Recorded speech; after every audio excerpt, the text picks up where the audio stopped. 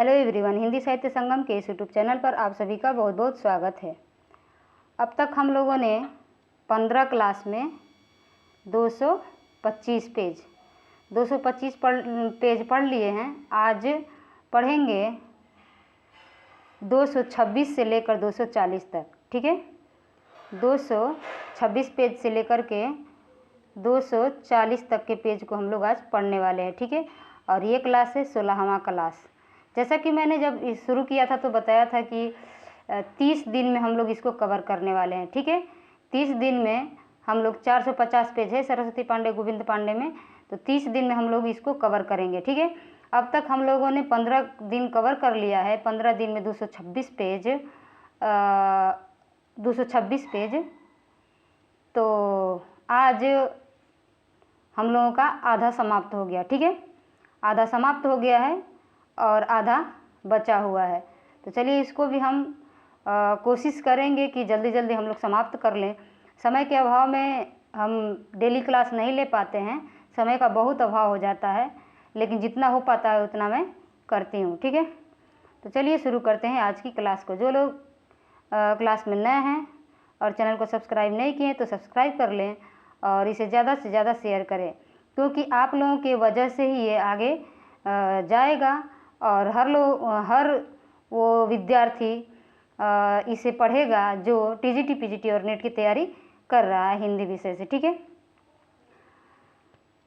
आज शुरू करेंगे नवगीत से कि नवगीत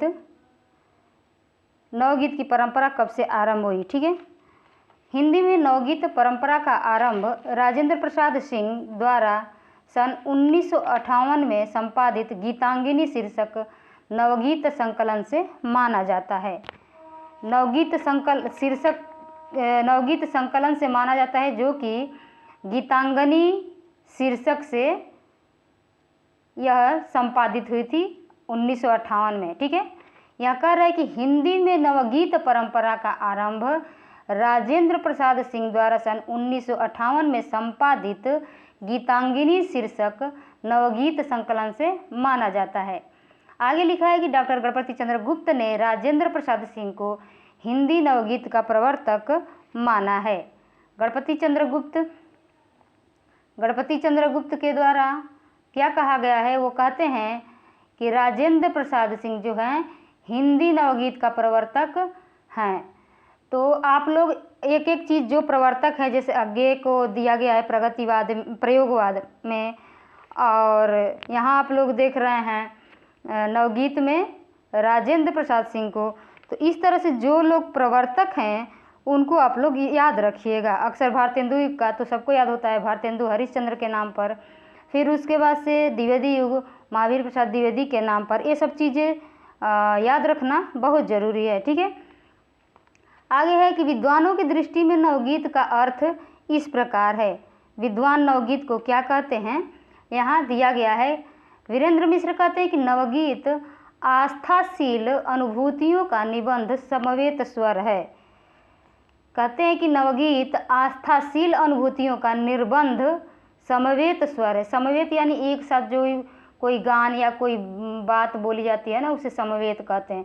तो आप लोग इसे समवेत से याद रखिएगा। अगर टोटल आप कोटेशन याद नहीं कर पाते हैं तो समवेत याद रखिएगा कि नवगीत में हम लोग 226 नंबर पेज पर सरस्वती पांडे गोविंद पांडे में जो नवगीत दिया गया है, उसमें जो नवगीत का अर्थ वीरेंद्र मिश्र माने हैं वो क्या है, तो समवेत से याद रखिएगा। समवेत जब भी दिखे आप लोगों को वीरेंद्र मिश्र लगाइएगा। ऐसे ऐसे करके आप लोग एक एक वर्ड पकड़ करके इसको आप लोग सही कर सकते हैं। ठीक है, अब उमाकांत मालवीय क्या कहते हैं, ये कहते हैं कि नवगीत काव्य जगत में व्याप्त अराजकता के मध्य मर्यादा का जयघोष है। नवगीत काव्य जगत में व्याप्त अराजकता के मध्य मर्यादा का जयघोष है। नवगीत का अर्थ ये बताते हैं। रविंद्र भ्रमर कहते हैं नवगीत रागात्मक चेतना का पर्याय है, यानी जो रागात्मक चेतना है उसी का पर्याय है नवगीत। माहेश्वर तिवारी ये कहते हैं कि नवगीत अपने समय की आधुनिकता बोध से संपन्न समाज संपृक्त छांदसिक रचना है। संपृक्त छांदसिक यानी छंदों से युक्त रचना है नवगीत, ठीक है। और श्री कृष्ण तिवारी कहते हैं कि नवगीत हिंदी कविता की खोई हुई अस्मिता की तलाश है। हिंदी कविता की खोई हुई अस्मिता की तलाश क्या है? नवगीत है। ऐसा कौन कहते हैं? श्री कृष्ण तिवारी। अब देखते हैं सोम ठाकुर को। सोम ठाकुर जी नवगीत का अर्थ क्या बताते हैं? ये कहते हैं कि नवगीत हिंदी कविता की खोई हुई अस्मिता की तलाश है। श्री कृष्ण तिवारी का हो गया। अब सोम ठाकुर कहते हैं कि नवगीत सामाजिक पलायन के विरुद्ध है। सामाजिक पलायन के विरुद्ध है। वह व्यवस्था से जूझता हुआ भीड़ की तरह हर इकाई को सुनता है और उसकी आवाज़ पर पूरे दायित्व के साथ क्रियाशील रहता है।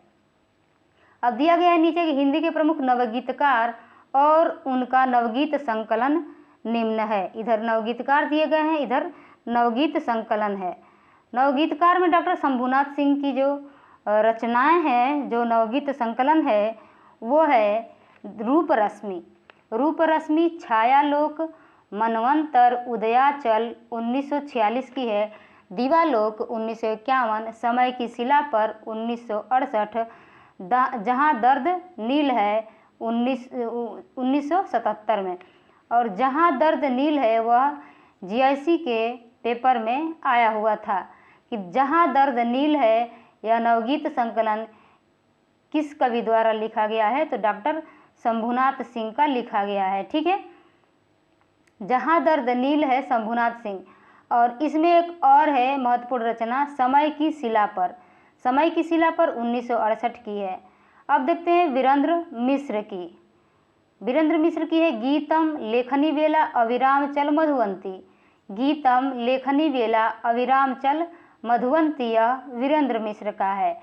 नीरज का है संघर्ष 1944, अंतर्ध्वनि 1946, विभावरी 1951, प्राणगीत 1954, दर्द दिया है 1956, बादर बरस गयो 1958, नीरज की पाती 1958, नदी किनारे 1958, दो गीत 1958 और आशावारी 1958। देखिए कितनी रचनाएं हैं 1958 की।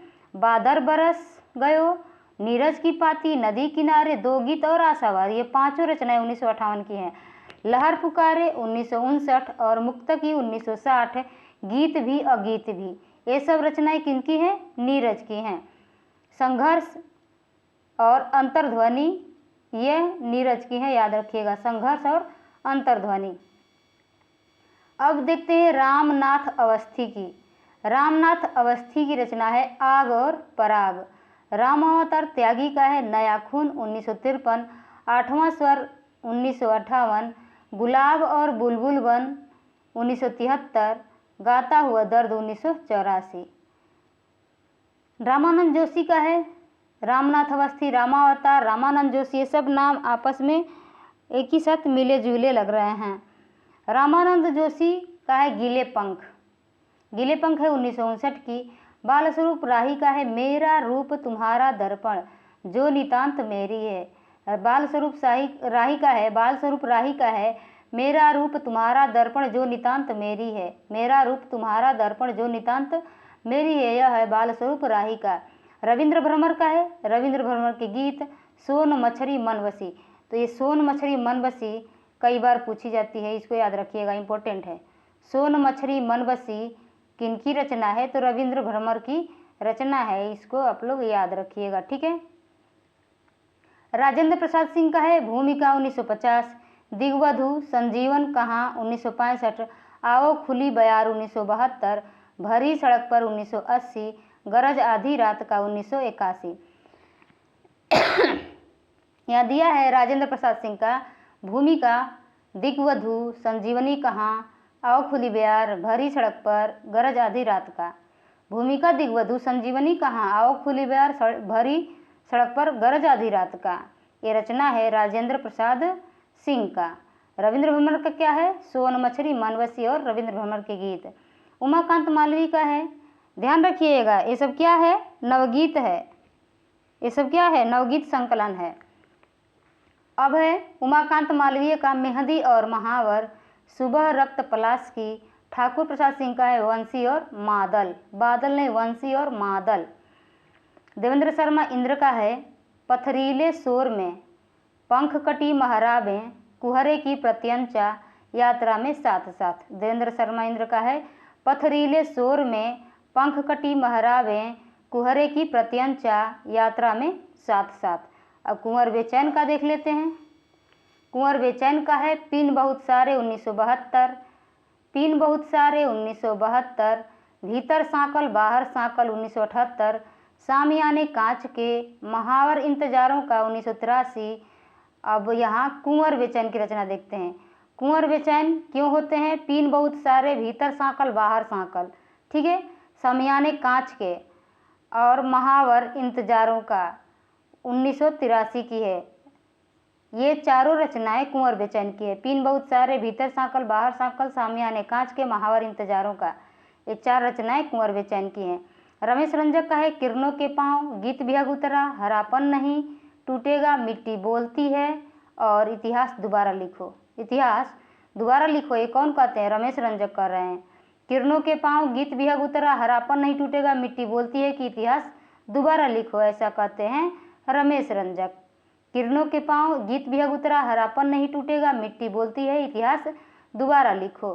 नईम का है पथराई आँखें। नईम का क्या है? पथराई आँखें।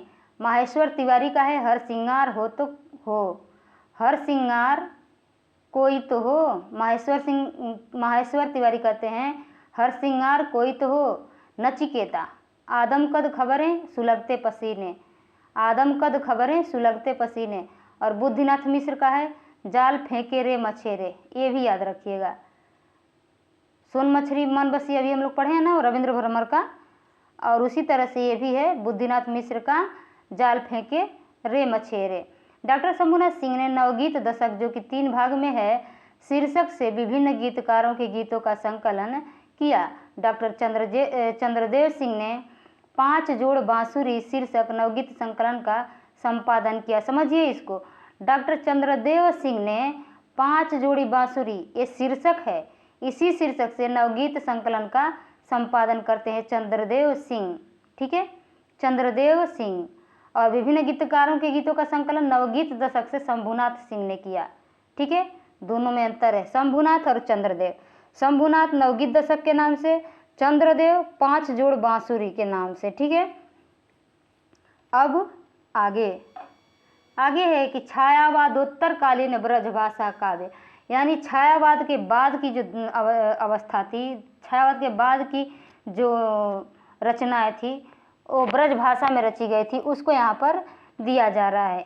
यहाँ लिखा है अमृतलाल चतुर्वेदी, एक और हैं कवि अमृतलाल नागर।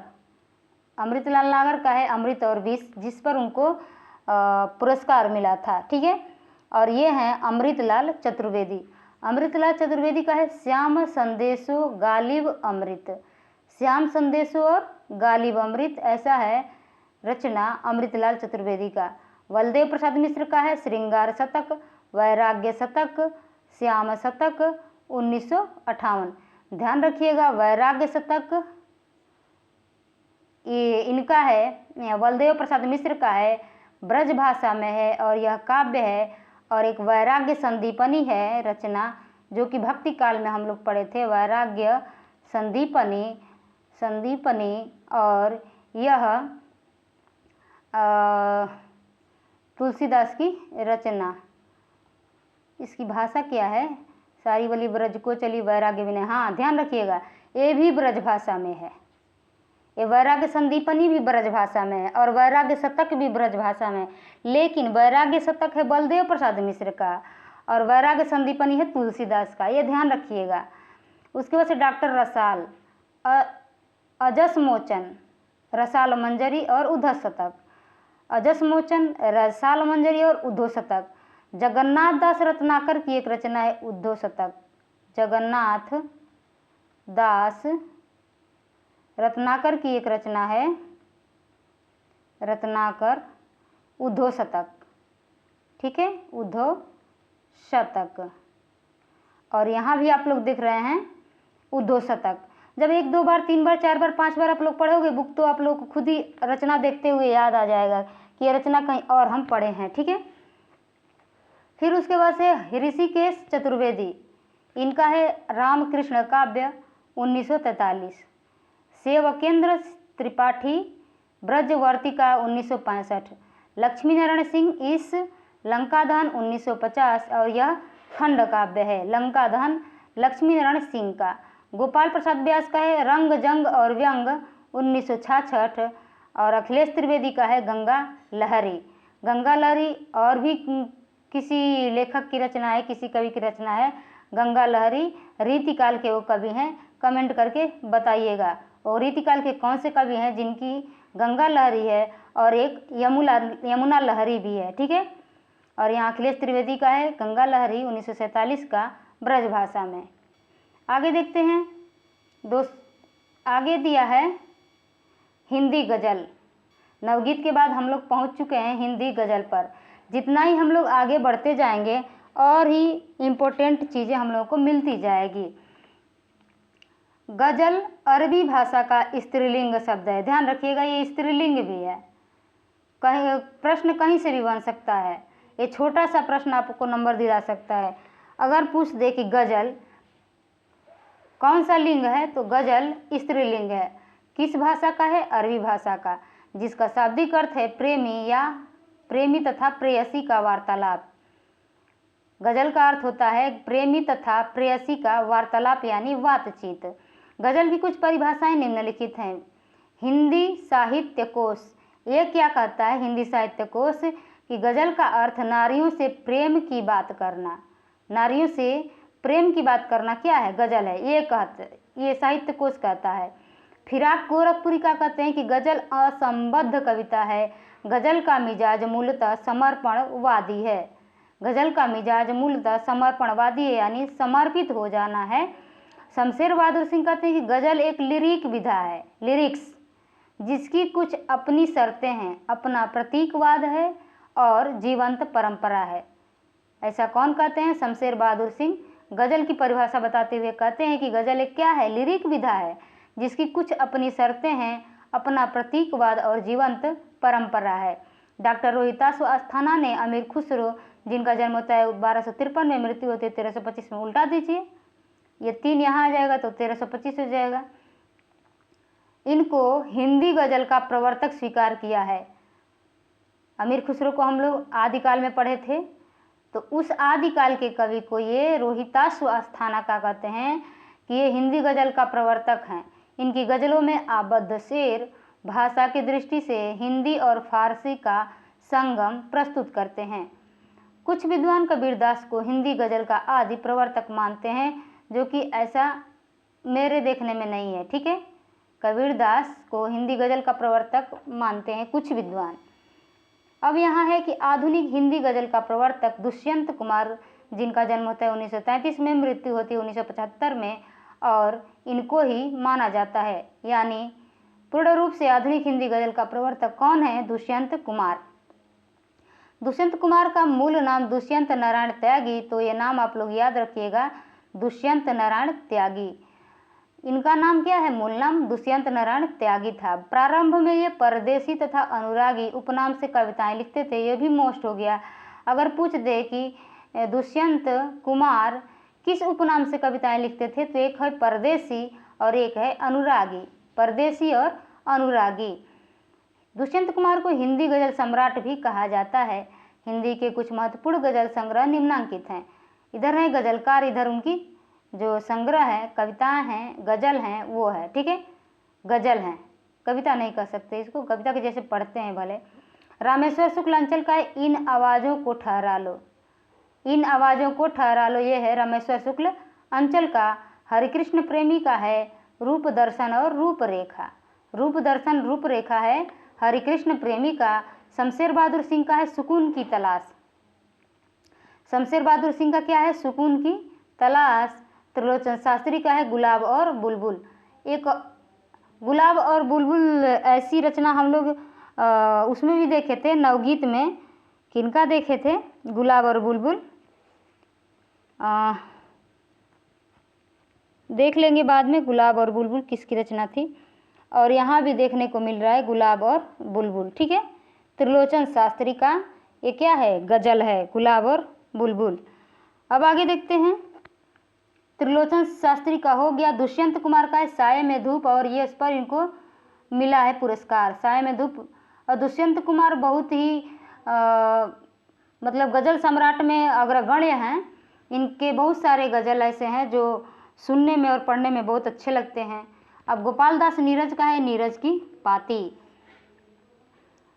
रामदरस मिश्र का है हंसी होठ पर आंखें नम है। हंसी होठ पर आंखें नम है, बाजार को निकले हैं लोग। और इसको पढ़िएगा, बहुत अच्छा लगता है, बाजार को निकले हैं लोग, ये वाला बहुत अच्छा लगता है।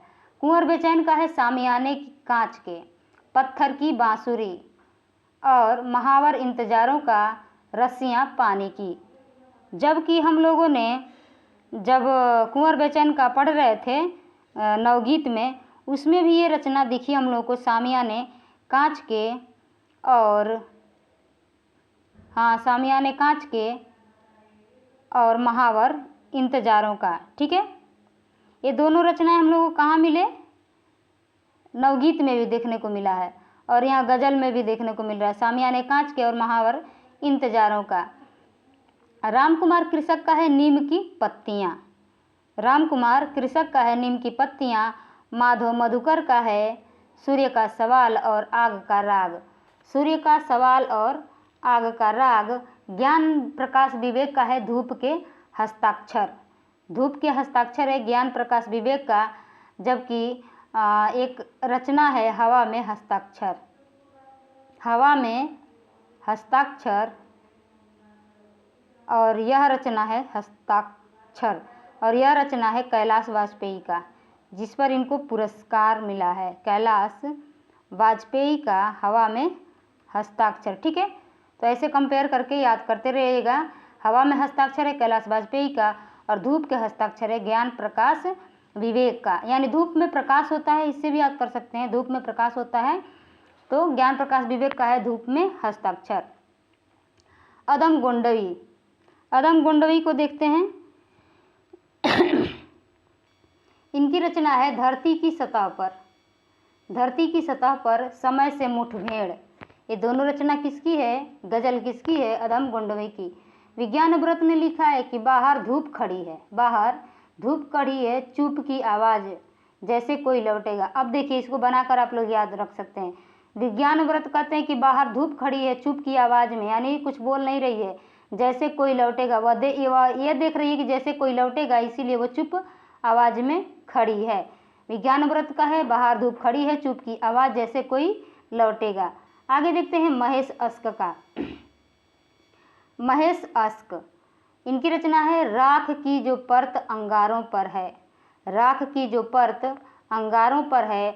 और महेश अस्क से याद आया, एक और हैं कवि रचनाकार Upendra Nath ask. Upendra Nath ask, Upendra Nath ask, और इनकी रचना है गर्म राख। यहाँ राख की जो परत अंगारों पर है, और उनकी रचना है एक गर्म राख। और इनके पुत्र का नाम है नीलाभ अस्क। इनके पुत्र का नाम है नीलाभ अस्क। तो ये छोटी छोटी बातें आप लोग याद रखिएगा। अब है राजेश रेड्डी का।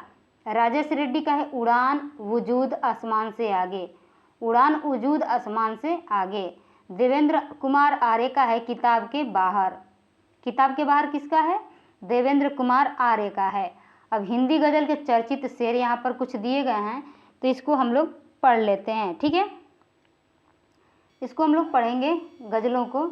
यहाँ लिखा है, सबान हिजरा दराज यूं जुल्फ, बरोज वसला चु उम्र को ताह, सखी पिया को जो मैंने देखूं तो कैसे काटूं अंधेरी रतिया।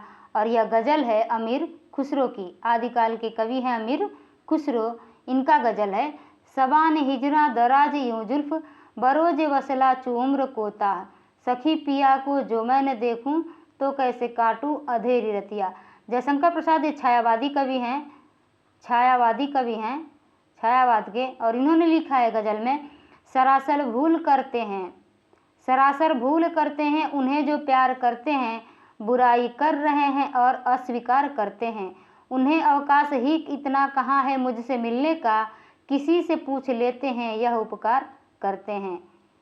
गोपाल दास नीरज ने लिखा है कि समय ने जब अंधेरों से दोस्ती की है, जला के अपना ही घर हमने रोशनी की है। समय ने जब अंधेरों से दोस्ती की है, जला के अपना ही घर हमने रोशनी की है। और दूसरा लिखते हैं कि बदन पे जिसके शराफत का पैरहन देखा, वो आदमी भी यहाँ हमने बदचलन देखा। और ये दोनों गजल किनका है? गोपाल दास नीरज का है। रामदरस मिश्र लिखते हैं कि बाजार को निकले हैं लोग बेच के घर को, बाजार को निकले हैं लोग बेच के घर को, क्या हो गया है जाने आज मेरे शहर को। कुंवर बेचैन ने लिखा है कि अपने मन में ही अचानक क्यों सजल हो जाएंगे, क्या खबर थी आपसे मिलकर गजल हो जाएंगे। जब तेरी याद ने सीने से लगाया मुझको, याद आकर भी कोई याद न आया मुझको। ये कुछ गजलकार हैं, इन लोगों को हम लोगों ने देख लिया है। ठीक है, अब है दलित कविता। नवगीत देख लिए, गजल देख लिए, अब देखेंगे दलित कविता का विकास कैसे होता है, किनके द्वारा होता है। ठीक है, इसमें है कि संत रैदास को हिंदी का प्रथम दलित कवि माना जाता है। ठीक है, जो प्रथम होता है रचना, जो प्रथम होते हैं रचनाकार, उनको हम लोगों को याद करना बहुत जरूरी होता है। संत रैदास को हिंदी का प्रथम दलित कवि माना जाता है। आधुनिक युग के दलित कवियों में प्रथम नाम हीरा डोम और स्वामी अछूतानंद का लिया जाता है। आधुनिक युग के दलित कवियों में प्रथम नाम हीरा डोम का और स्वामी अछूतानंद का लिया जाता है। तो ये दोनों आप लोग नाम याद रखिए। वास्तव में दलित विद्वानों ने सन 1914 ईस्वी में सरस्वती पत्रिका में प्रकाशित हीरा डोम की कविता अछूत की शिकायत, देखिए दोनों लोगों का नाम मिल रहा है। हीरा डोम की कविता हीरा डोम की, और अछूत की शिकायत किन की है? अछूत की शिकायत भी है हीरा डोम की। जबकि स्वामी अछूतानंद दिया गया है तो अक्सर अछूतानंद देख करके लोग अछूत की शिकायत पर मानते हैं, लेकिन ये नहीं, हीरा डोम की ही रचना है। हीरा डोम की कविता और अछूत की शिकायत, इनको ही हिंदी की प्रथम दलित कविता माना है विद्वानों ने। तो यहाँ दिया गया है नीचे कि हिंदी में प्रकाशित अन्य दलित काव्य संग्रह और कवि निम्न हैं। हीरा डोम जो कि प्रथम दलित कवि माने जाते हैं, और इनकी रचना है अछूत की शिकायत 1914 की, और यह अछूत की शिकायत हिंदी की प्रथम दलित कविता मानी जाती है। तो प्रथम दलित कवि कौन हो गए? हीरा डोम। और प्रथम दलित कविता कौन सी हो गई? अछूत की शिकायत 1914 की। अछूत की शिकायत 1914 की। बिहारी लाल हरित का है अछूतों का पैगंबर, अछूतों का पैगंबर और चमार हूँ मैं। अछूतों का पैगंबर है 1946 में, और चमार हूँ मैं 1975 में। यह रचना है बिहारी लाल हरित का। अब देखते हैं गोपाल प्रसाद का। गोपाल प्रसाद का है सुपर्णखा 1986, ये खंड काव्य है, दलित कविता है। धर्मवीर भारती का है हीरामन 1987, डॉक्टर धर्मवीर का है हीरामन 1987। ओम प्रकाश वाल्मीकि का है सदियों का संताप, याद रखिएगा, सदियों का संताप 1989, बस बहुत हो चुका अब और नहीं। ये तीनों रचना किनका है? ओम प्रकाश वाल्मीकि का है। सदियों का संताप, बस बहुत हो चुका अब और नहीं, सदियों का संताप, बस बहुत हो चुका अब और नहीं, यह रचना है ओम प्रकाश वाल्मीकि का। सदियों का संताप हो गया 1989, बस बहुत हो चुका 1997, अब और नहीं 2009 में। ठीक है, मनसाराम विद्रोही का है दलित 50 1989, मलखान सिंह का है सुनो ब्राह्मण 1995, जयप्रकाश करदम का है गूंगा नहीं था मैं 1997, और कर्मशील भारती का है कलम को दर्द कहने दो। देखिए, मनसाराम विद्रोही का है दलित 50 1989, मलखान सिंह का है सुनो ब्राह्मण 1995, मलखान सिंह सुनो ब्राह्मण, मनसाराम दलित 50। जयप्रकाश करदम का याद रखिए, जयप्रकाश करदम का है गूंगा नहीं था मैं, जयप्रकाश करदम का क्या है? गूंगा नहीं था मैं 1997। कर्मशील भारती कह रहे हैं कि कलम को दर्द कहने दो। जब ये कर्मशील है ये हैं तो दर्द कहने दो, काम तो करते ही रहेंगे। तो यही है, बस हम याद करने के लिए ऐसा बोले हैं। कर्मशील भारती का है कलम को दर्द कहने दो, सन 2000 की रचना है। सुशीला टकभौरे का है स्वाति बूंद और खारे मोती, स्वाति बूंद और खारे मोती 1993, तुमने उसे कब पहचाना। ये दोनों रचना है सुशीला टकभौरे की। स्वाति बूंद और खारे मोती, तुमने उसे कब पहचाना। और कलम को दर्द कहने दो, जो कर्मशील होगा वही बोलेगा, कर्मशील भारती। सोहनपाल सुमनाक्षर का है, सिंधु घाटी बोल रही है। सिंधु घाटी क्या कर रही है, बोल रही है। सोहनपाल और सुमनाक्षर, यानी सोहनपाल सुमनाक्षर का रचना है सिंधु घाटी बोल उठी, सिंधु घाटी बोल उठी। शेवराज सिंह बेचैन का है, शिवराज सिंह बेचैन का है, नई फसल क्रौच हूँ मैं, नई फसल क्रौच हूँ मैं। और पीछे हम लोग एक रचनाकार को पढ़े थे, गजल में भी और नवगीत में भी, कुंवर बेचैन, ठीक है, कुंवर बेचैन। और यहाँ है शिवराज सिंह बेचैन। शिवराज सिंह बेचैन का है, नई फसल क्रौच हूँ मैं। और कमल भारती का है, तब तुम्हारी निष्ठा क्या होती, कब, पता नहीं कब। कमल भारती का है, तब तुम्हारी निष्ठा क्या होती। एन सिंह का है, दर्द के दस्तावेज सतह से उठते हुए। कुसुम वियोगी का है, टुकड़े टुकड़े दंश व्यवस्था के विषधर। और निर्मला पुतुल का है, अपने घर की तलाश, सन 2004 की रचना है। अपने घर की तलाश निर्मला पुतुल का है।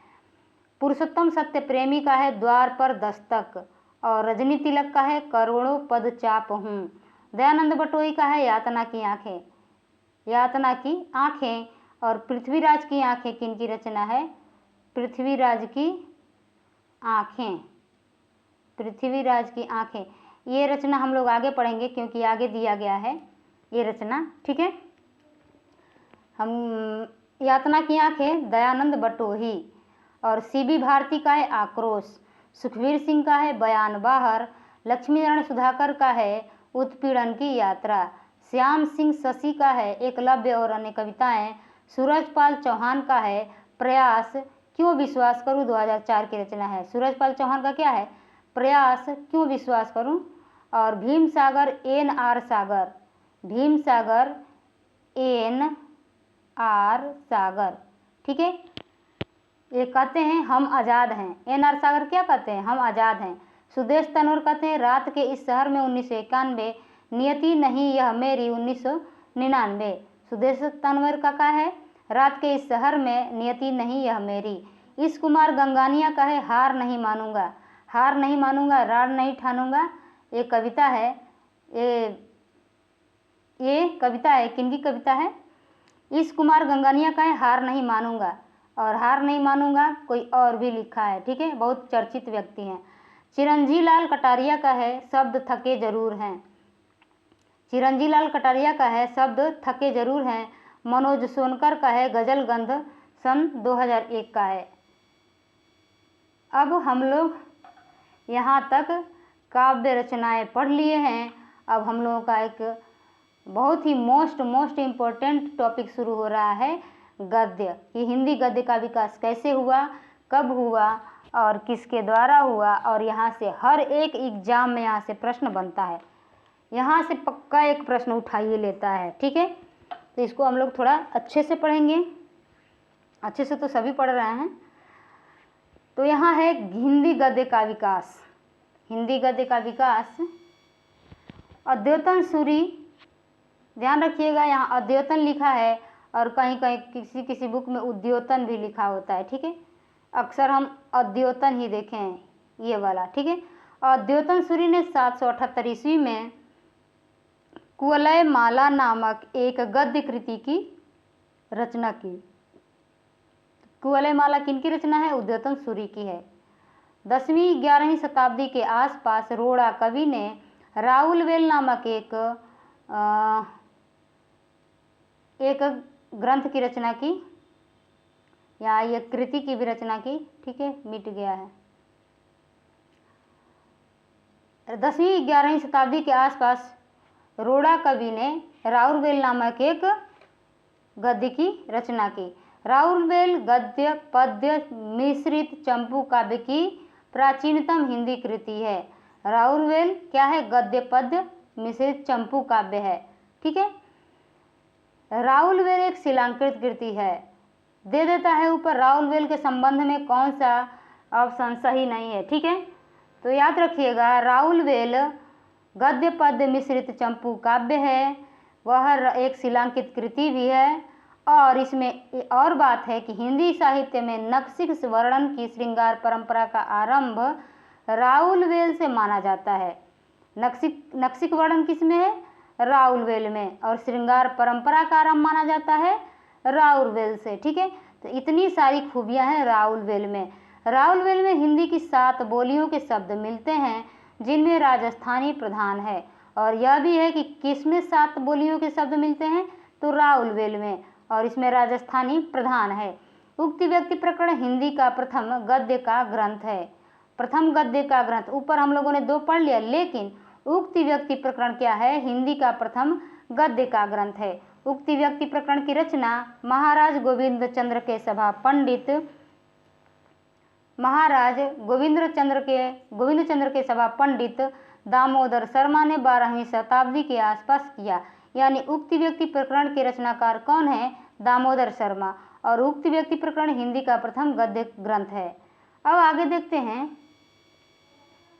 उक्ति व्यक्ति प्रकरण एक व्याकरण ग्रंथ है। ये भी ध्यान रखिएगा, उक्ति व्यक्ति प्रकरण क्या है? एक व्याकरण ग्रंथ है।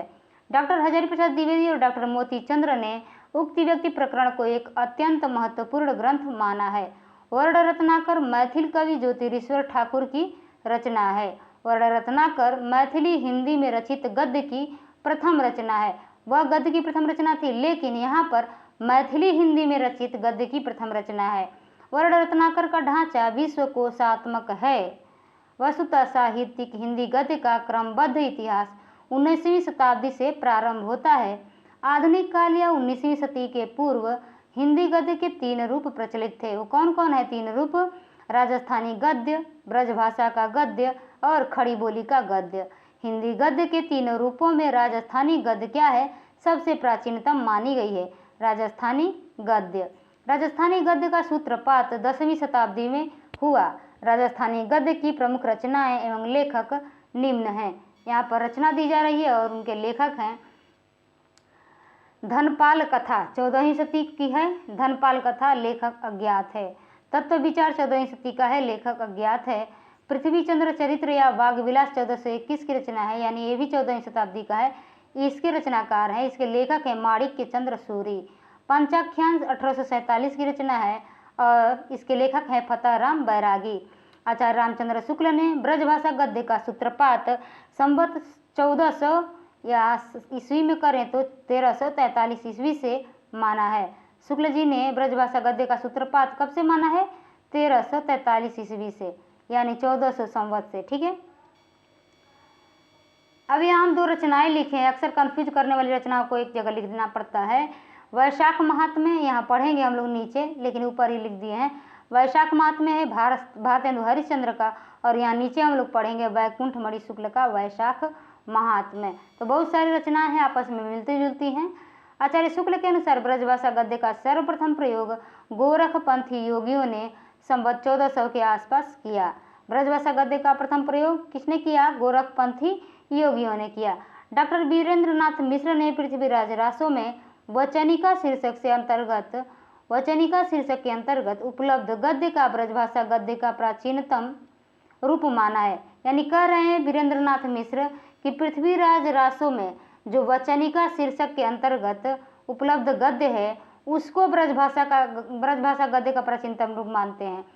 महाप्रभु वल्लभाचार्य के पुत्र विठलनाथ की ब्रजभाषा गद्य की रचना है श्रृंगार रसमंडन, और ये इसको स्टार लगा लीजिए। पूछा गया है कि श्रृंगार रसमंडन किनकी रचना है? तो विठलनाथ की रचना है। विठलनाथ कौन थे? वल्लभाचार्य के पुत्र थे। ठीक है, विठलनाथ की अन्य रचना है यमुनाष्टक और नवरत्न षटिक, जो कि श्रृंगार रसमंडन पूछा जा चुका है। यमुनाष्टक और नवरत्न षटिक 84 वचनों की वार्ता तथा 252 वचनों की वार्ता नामक ग्रंथ के रचनाकार विठलनाथ के पुत्र गोसाई गोकुलनाथ जी माने जाते हैं। अब यहाँ देख लीजिए, पहले हैं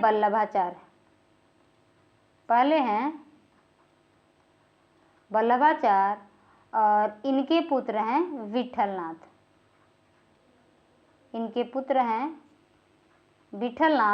और इनके पुत्र हैं गोकुलनाथ। ठीक है, अब यहाँ पर हम देखेंगे कि इसमें वैष्णव भक्तों और आचार्यों की महिमा प्रकट करने वाली कथाएं लिखी गई हैं। इसका रचना काल विक्रम की 17वीं शताब्दी का उत्तरार्ध माना जाता है। नाभादास ने संवत 1660 के आसपास अष्टछाप नामक पुस्तक ब्रजभाषा में लिखी। अष्टछाप संवत है, ठीक है, इसको हम सन में लिखेंगे क्योंकि सन में ज़्यादा पूछा जाता है। सन में लिखने के लिए क्या करेंगे, 57 माइनस करेंगे, देखते हैं ये क्या है, 60, 3 हो गया, यहाँ हो गया 0, 6, 1603। अष्टछाप की रचना कब हुई थी, 1565 में हुई थी ना, यहाँ संवत में दिया गया है। और इसमें भगवान राम की दिनचर्या का वर्णन है, किसमें, अष्टछाप में, नाभादास की अष्टछाप इसीलिए ना अष्टयाम, अष्टछाप नहीं है, अष्टयाम है, ठीक है, अष्टयाम है। नाभादास ने संवत 1660 के आसपास अष्टयाम नामक पुस्तक ब्रजभाषा में लिखी। इसमें भगवान राम की दिनचर्या है और यह सही है, ठीक है।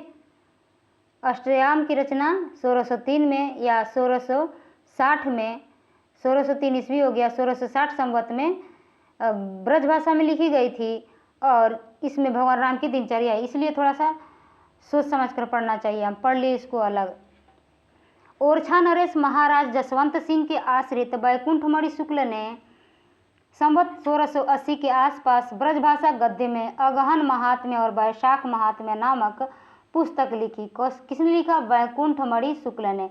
अगहन और वैशाख दोनों लिखे हैं, जबकि हम ऊपर अभी बताए हैं वैशाख महात्म्य भारतेंदु हरिश्चंद्र जी का भी है और यहाँ पर वैकुंठमणि शुक्ल जी भी लिखते हैं वैशाख महात्म्य और अगहन महात्म्य। आगे सुरति मिश्र ने संवत 1767 में वैताल पचीसी नामक पुस्तक की रचना की। किसने, ये नाम याद रखिएगा, सुरति मिश्र ने। सुरति मिश्र की रचना है वैताल पचीसी। वैताल पचीसी की रचना संस्कृत कवि शिवदास की रचना से कथा लेकर की गई है। अगर पूछा जाए हेल्प किससे लिया गया था तो शिवदास से, जो कि संस्कृत के कवि थे। वैताल पचीसी का खड़ी बोली हिंदुस्तानी में अनुवाद मजहर अली के साथ मिलकर लल्लू लाल ने वैताल पचीसी 1801 ईस्वी नाम से किया। तो वैताल पचीसी किसकी रचना है, लल्लू लाल की। और लल्लू लाल ने वैताल पचीसी किससे सहारा लेकर लिखा है, तो मजहर अली के साथ मिलकर लिखा है, इनसे सहारा लिया है, इनके साथ मिलकर लिखा है इन्होंने, लल्लू लाल ने। संवत 1852 या 1795 ईस्वी में लाला हीरा लाल ने आईने अकबरी की भाषा वचनिका, नाम याद रखिए, आईने अकबरी की भाषा वचनिका नामक एक बड़ी पुस्तक की रचना की। लाला हीरा लाल ने आईने अकबरी की भाषा वचनिका। धनकौर के निवासी प्रियादास ने सन 1779 ईस्वी में सेवक चरित्र गद्य ग्रंथ लिखा। ये राधा वल्लभीय संप्रदाय से संबंधित थे। धनकौर के निवासी थे कौन, प्रियादास, और इन्होंने 1779 ईस्वी में सेवक चरित्र गद्य ग्रंथ लिखा और ये वल्लभी या राधा वल्लभी संप्रदाय से संबंधित थे प्रियादास। तो प्रियादास की रचना क्या है, सेवक चरित्र, और यह किस भाषा कब लिखी गई थी, 1779 ईस्वी में। लल्लू लाल ने राजनीति, जो कि 1802 की रचना है, और माधव विलास 1817 की रचना है। इन्होंने राजनीति और माधव विलास नामक क्या लिखा है, ब्रजभाषा गद्य पद्य मिश्रित ग्रंथ की रचना की। तो गद्य पद्य मतलब ये भी हो गया चंपू काव्य, ये भी हो गया चंपू काव्य, ठीक है।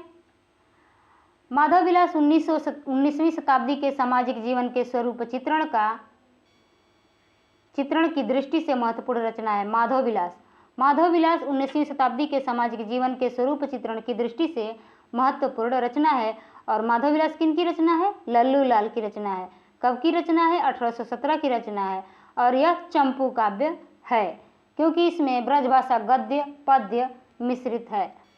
अब आगे देखते हैं, माधव विलास 19वीं शताब्दी के सामाजिक जीवन के स्वरूप चित्रण की दृष्टि से महत्वपूर्ण रचना है।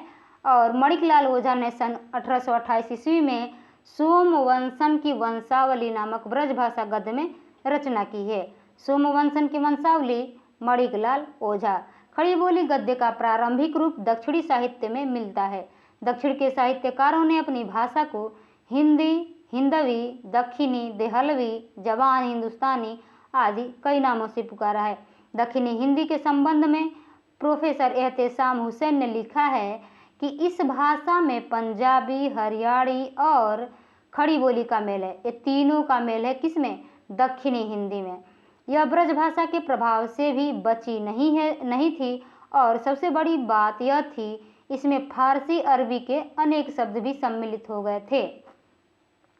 इसमें ब्रज भाषा भी है और फारसी अरबी के शब्द भी हैं, पंजाबी भी है, हरियाणी है और खड़ी बोली है। इतिहास से पता चलता है कि आरंभ में उन्होंने उसी भाषा से काम चलाया, यहाँ तक कि वह उन्नति करके साहित्य की भाषा बन गई। कौन? साहित्य की भाषा कौन बन गई? यहाँ हम लोग क्या पढ़े हैं? दक्षिणी हिंदी। नाम क्या है? दक्षिणी हिंदी के संबंध में ये लिखते हैं हुसैन जी, ठीक है। दक्षिणी हिंदी साहित्यकारों ने उसको कभी हिंदी, कभी जबानी हिंदुस्तान कहा और कभी दक्कनी कहकर पुकारा। दक्कनी से हो गया दक्षिणी। दक्षिणी हिंदी के प्रथम गद्य लेखक ख्वाजा बंदा नेवाज गेसुदराज और इनका जन्म होता है 1318 में, मृत्यु होती है 1422 में और इनको ही माना जाता है। ध्यान रखिएगा, हिंदी गद्य के, दक्षिणी हिंदी के प्रथम गद्य लेखक कौन है? ख्वाजा बंदा नेवाज गेसुदराज। ख्वाजा बंदा नेवाज गेसुदराज। ख्वाजा बंदा नेवाज गेसुदराज की प्रसिद्ध रचना है मेराजुल आस्किन। मेराजुल आस्किन किनकी रचना है? तो जो दक्षिणी हिंदी के प्रथम गद्य लेखक हैं उनकी रचना है। तो गद्य लेखक कौन है? ख्वाजा बंदा नेवाज गेसुदराज। और मेराजुल आस्किन को दक्षिणी गद्य की प्रथम पुस्तक मानी जाती है। दक्षिणी गद्य की प्रथम पुस्तक कौन है? मेराजुल आस्किन। मेराजुल आस्किन। इनकी अन्य कृतियां निम्न है: शिकारनामा, तिलावतुल वजूद, हिदायतनामा, रिसाला सेहवारा या 12 मासा। शिकारनामा, तिलावतुल वजूद, हिदायतनामा, रिसाला सेहवारा या 12 मासा। मिराजुल आस्किन में सूफी धर्म का उपदेश दिया गया है। मिराजुल आस्किन जो कि रचना है गेसुदराज की, इसमें सूफी धर्म का उपदेश दिया गया है। सूफी धर्म हम लोग कहाँ पढ़े हैं? भक्ति काल में पढ़े हैं। कुतुब मुस्तरी मुल्ला वजही की प्रमुख रचना है और यह पूछी जाती है कुतुब मुस्तरी। कुतुब मुस्तरी किनकी रचना है? मुल्ला वजही की रचना है। मुल्ला वजही ने सन 1635 ईस्वी में सबरस नामक ग्रंथ की रचना की। एक तो है कुतुब मुस्तरी और एक है सबरस। सबरस 1935 ईस्वी की रचना है और यह भी मुल्ला वजही की रचना है। सबरस को उर्दू साहित्य की प्रथम गद्य रचना माना जाता है। अब देखिए, सबरस को उर्दू साहित्य की प्रथम गद्य रचना माना जाता है, ठीक है। और दक्षिणी गद्य की प्रथम पुस्तक कौन है? मेराजुल आस्किन। दक्षिणी गद्य की मेराजुल आस्किन। और बात करें उर्दू साहित्य की, तो उर्दू साहित्य की प्रथम गद्य रचना है सबरस। सबरस में तसव्वुफ के सिद्धांतों को प्रतीकात्मक शैली में व्यक्त किया गया है। तसव्वुफ हम लोग पढ़े थे, सूफी रचनाएं जब हम लोग पढ़ रहे थे भक्ति काल में, वहाँ पर, ठीक है। आगे देखते हैं। दक्षिणी हिंदी में कुलियाते कुली कुतुब शाह। दक्षिणी हिंदी में कुलियाते कुली कुतुब शाह नामक एक बृहद काव्य की रचना मोहम्मद अली कुतुब शाह ने की। हुसैन अली खान ने सन 1838 ईस्वी में चादरवेश का फारसी से दक्षिणी में अनुवाद किया। तो हुसैन अली की रचना है चादरवेश।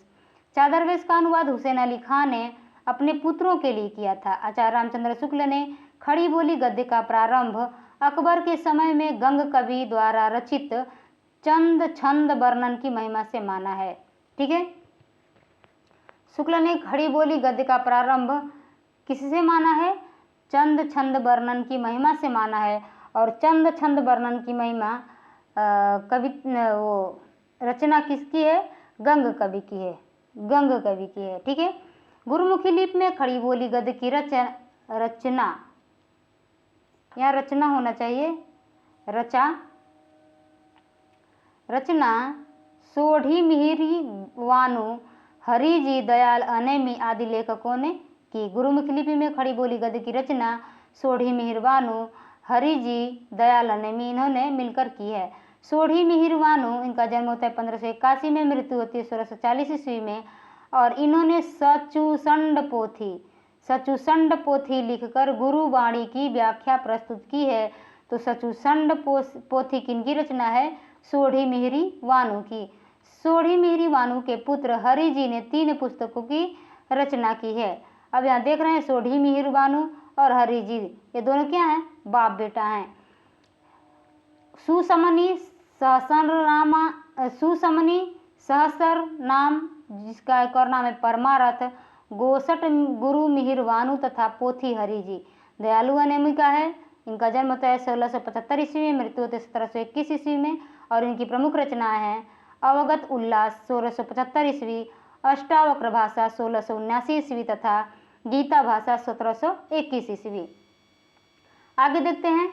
George Grierson, R.W. Fraser, Nalini Mohan Sanyal प्रभृति विद्वान आधुनिक साहित्य खड़ी बोली का आविष्कार सर्वप्रथम गिलक्राइस्ट की अध्यक्षता में लल्लू लाल तथा सदल मिश्र द्वारा बताते हैं। तो ये दोनों नाम याद रखिएगा, लल्लू लाल और सदल मिश्र। ठीक है। सन 1800 ईस्वी में मथुरा प्रसाद शुक्ल ने पांचांग दर्शन नामक ज्योतिष ग्रंथ की रचना की। तो मथुरा प्रसाद शुक्ल की रचना है पांचांग दर्शन। संवत 1818 ईस्वी में, संवत 1818 विक्रमी संवत 1818, जिसको सन में किया गया 1781 ईस्वी में, 1761 ईस्वी में। संवत 1818 है और ईस्वी में 1761। ठीक है। 1761 ईस्वी में पंडित दौलत राम ने हरिशेणाचार्य कृत जैन पद्म पुराण का भाषानुवाद किया। दौलत राम ने जैन पद्म पुराण का भाषानुवाद किया है। और जैन पद्म पुराण किनकी रचना है? हरिशेणाचार्य की रचना है 1761 ईस्वी में। आचार्य रामचंद्र शुक्ल ने विक्रम संवत 1798 इसमें रचित भाषा योग वशिष्ठ, इसको देख लेते हैं। भाषा योग वशिष्ठ को परिमार्जित गद्य की प्रथम पुस्तक और राम प्रसाद निरंजनी को प्रथम प्रौढ़ गद्य लेखक स्वीकार किया है। या टीजीटी में पूछा गया था। भाषा योग वशिष्ठ को परिमार्जित गद्य की प्रथम पुस्तक मानते हैं कौन? आचार्य शुक्ल जी। और राम प्रसाद निरंजनी को इसका प्रौढ़ गद्य लेखक स्वीकार करते हैं। समझ ही लीजिए, मतलब इसका ये होगा कि जो भाषा योग वशिष्ठ है यह रचना किनकी है? राम प्रसाद निरंजनी का। और यह किस सन में लिखी गई थी? 1741 ईस्वी में। और इसको शुक्ल जी ने प्रथम गद्य लेखक और प्रथम गद्य की पुस्तक स्वीकार किया है। भाषा योग वशिष्ठ की भाषा मूलतः पंजाबी ब्रजभाषा मिश्रित खड़ी बोली है। तो भाषा भी याद रखिएगा, पंजाबी ब्रजभाषा मिश्रित खड़ी बोली है। मुंशी सदाशिव लाल ने खड़ी बोली में सुख सागर की रचना विष्णु पुराण के आधार पर किया। और इतना छोटा छोटा सवाल भी कभी कभी पूछ दिया जाता है कि जो सुख सागर है उनकी रचना का आधार क्या है। तो यहाँ आप लोग देख लीजिए, अगर अक्सर भागवत पुराण दे देता है, विष्णु पुराण दे देता है, तो विष्णु पुराण लगाइएगा। ठीक है। विष्णु पुराण सुख सागर। ठीक है। अब देखते हैं आगे है खड़ी बोली गद्य को एक साथ आगे बढ़ाने वाले 4 महानुभाव हुए हैं। वो कौन कौन से हैं? मुंशी सदाशिव लाल नियाज, सैयद इंशाअल्लाह खां, लल्लू लाल और सदल मिश्र। ये चारों क्या हैं? खड़ी बोली गद्य को आगे बढ़ाने में इनका बहुत ज़्यादा सहयोग रहा है। मुंशी सदाशिव लाल नियाज और इंशाअल्लाह खां, इन दोनों का संबंध फोर्ट विलियम कॉलेज से नहीं था। और इस पे से टीजीटी में 4 प्रश्न उठा लिया गया था। अब देखिए यहाँ यह भी पूछा था कि इनमें से किन रचना दी गई थी, कि इनमें ये जो रचनाएं दी गई इनके कौन से रचनाकार हैं इनमें से जो फोर्ट विलियम कॉलेज से संबद्ध नहीं थे। मुंशी सदाशिव लाल ने लिखा है कि रस्मो रिवाज भाखा का दुनिया से उठ गया है। तो यह कोटेशन देकर पूछ देता है कि रस्मो रिवाज भाखा का दुनिया से उठ गया है, ऐसा किसने कहा है? तो सदाशिव लाल ने कहा है। ठीक है। लल्लू लाल और सदर मिश्र दोनों ही फोर्ट विलियम कॉलेज के प्राध्यापक थे। मुंशी सदाशिव लाल नियाज की प्रमुख रचना है सुख सागर एवं मुंतखबुत तवारीख। सुख सागर और मुंतखबुत तवारीख। उसके बाद है इंशाअल्लाह खां ने रानी केतकी की कहानी की रचना सन 1798 से लेकर 1803 ईस्वी के मध्य में की।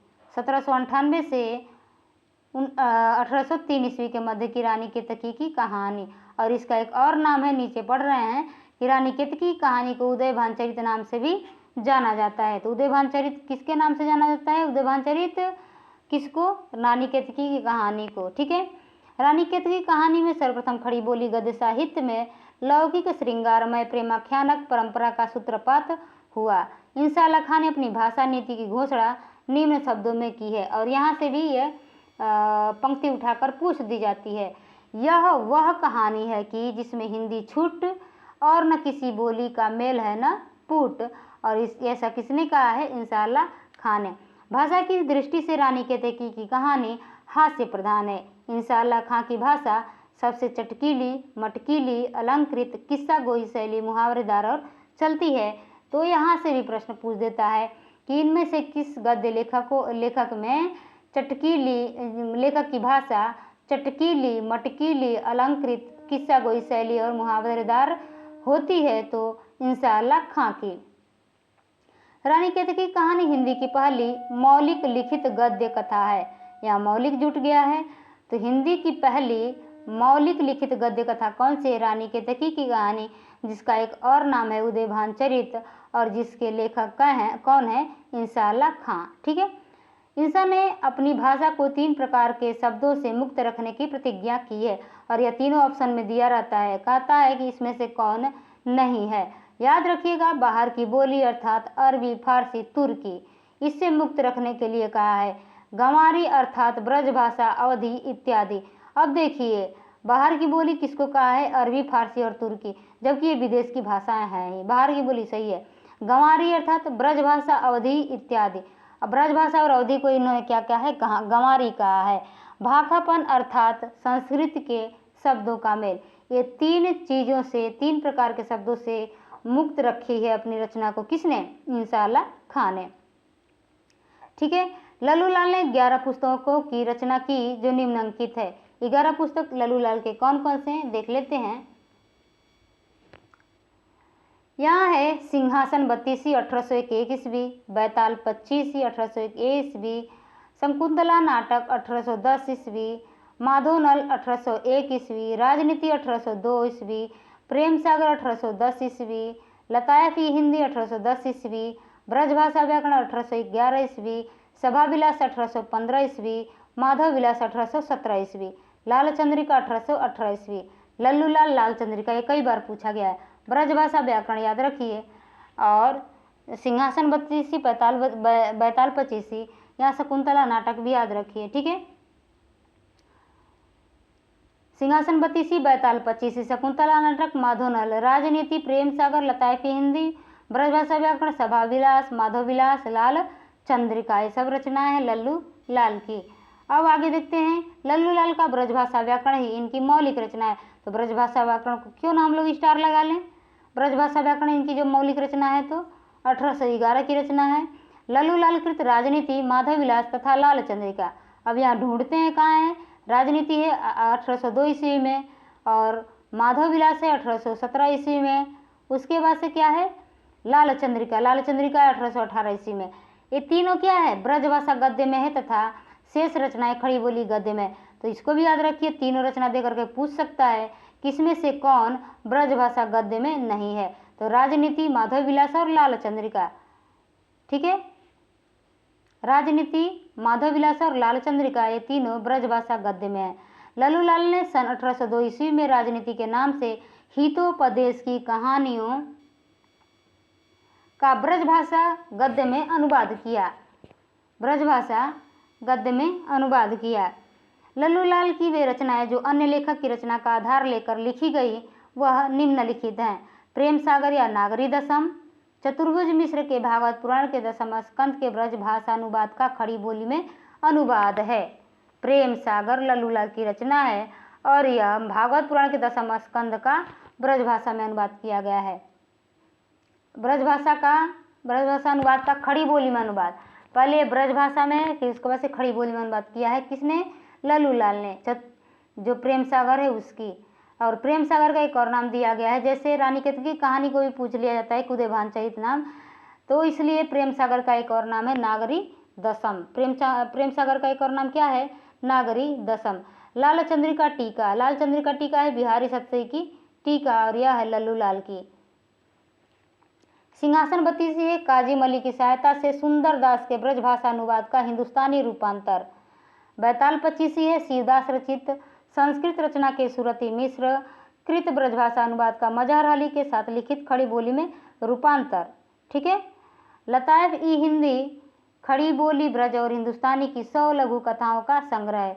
माधव विलास है ब्रज भाषा में लिखा गया चंपू काव्य, माधव विलास, जो कि 1817 की रचना है। भाषा कायदा है, ब्रज भाषा व्याकरण। तो लल्लू लाल की रचना देकर पूछ सकता है कि इसमें से कौन व्याकरण की रचना है, तो ब्रज भाषा व्याकरण है, भाषा कायदा, भाषा कायदा। तो कहने का मतलब कायदा में ही तो लिखा जाएगा तभी तो वो व्याकरण होगा ना। भाषा को जब कायदा सिखाएंगे वो व्याकरण हो गया। इस तरह से आप लोग याद कर सकते हैं। आगे लल्लू लाल जी उर्दू को यामिनी भाषा कहते हैं, यह भी पूछा गया है। उर्दू को यामिनी भाषा किसने कहा है, तो लल्लू लाल ने कहा है। इन्होंने प्रेम सागर की रचना करते समय यामिनी भाषा को छोड़ने की बात कही थी।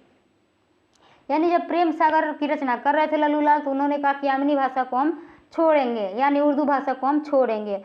आचार्य शुक्ल ने लिखा है कि लल्लू लाल की भाषा कृष्णोपासक व्यासों की सी ब्रज रंजित खड़ी बोली है।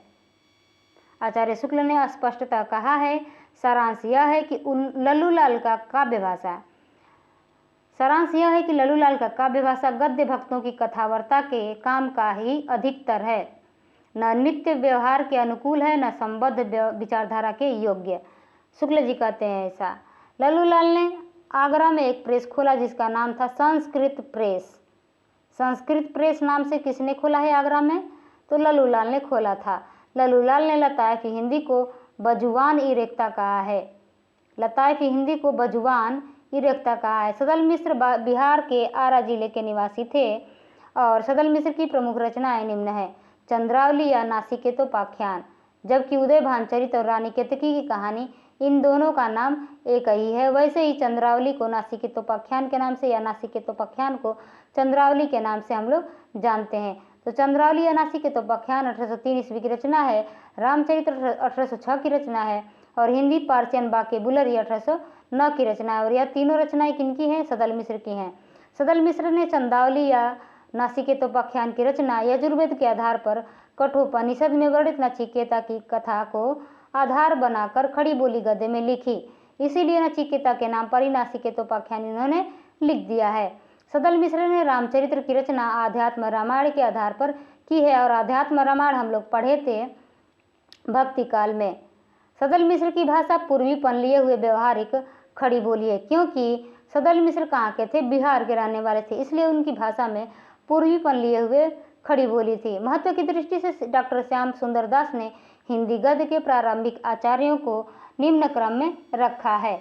यहाँ दिया गया है कि इंसाअल्लाह खां जो कहाँ के निवासी थे, पहले दिल्ली में बाद में लखनऊ में।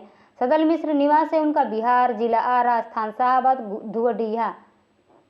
घुवड़िया। लल्लू लाल का है निवास आगरा। सदा सुखलाल का है निवास दिल्ली। ठीक है, तो ऐसे भी दे सकता है मैच करने के लिए कि इंसाअल्लाह खां का निवास कहाँ है, सदल मिश्र का निवास कहाँ है, लल्लू लाल का निवास कहाँ है और सदा सुखलाल का निवास कहाँ है। ठीक है, इंशाअल्लाह पहले दिल्ली बाद में लखनऊ, इंशाअल्लाह पहले दिल्ली बाद में लखनऊ।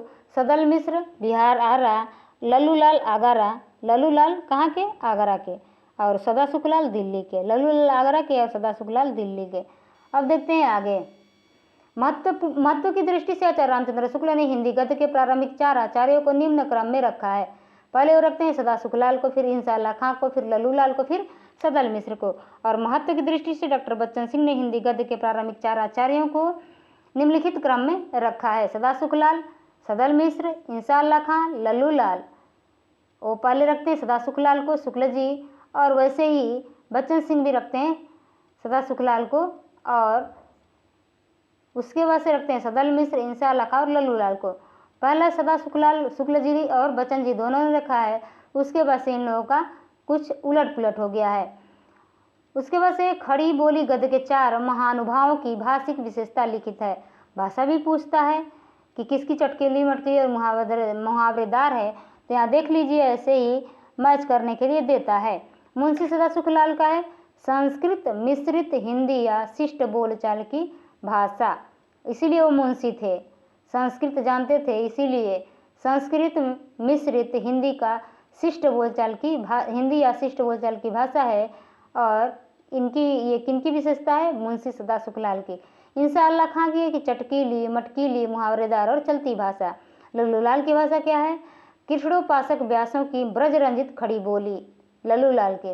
और सदल मिश्र का है पूर्वीपन लिए हुए व्यवहारिक खड़ी बोली। जिसमें से 3 तो हमको याद ही रहता है, लेकिन ये थोड़ा सा लल्लूलाल को हम लोग भूल जाते हैं। लल्लूलाल का है कृष्णोपासक व्यासों की ब्रज रंजित खड़ी बोली। फोर्ट विलियम कॉलेज की स्थापना सन 1800 ईस्वी में मार्क्विस बेलेजली, जिसको मार्क्स बेलेजली के नाम से भी जाना जाता है, और इन्होंने किया था। गिलक्राइस्ट का पूरा नाम था डॉक्टर जॉन बोर्थविक गिलक्राइस्ट। गिलक्राइस्ट ने कुल 19 ग्रंथों की रचना की। इनकी प्रमुख कृति है A dictionary of English and Hindustani. और यह टीजीटी में प्रश्न पूछा गया था कि A dictionary of English and Hindustani किनकी रचना है? तो गिलक्राइस्ट की रचना है। और इनकी टोटल ग्रंथों की संख्या कितनी है? 19 है। गिलक्राइस्ट ने अपनी पुस्तक A grammar of the Hindustani language में हिंदी, उर्दू, रेख्ता और हिंदुस्तानी को समानार्थी माना है। गिलक्राइस्ट खड़ी बोली की 3 शैलियाँ मानते हैं। कौन कौन सी शैली गिलक्राइस्ट मानते हैं? दरबारी या फारसी शैली, हिंदुस्तानी शैली और हिंदवी शैली। हिंदुस्तानी शैली गिलक्राइस्ट को सर्वाधिक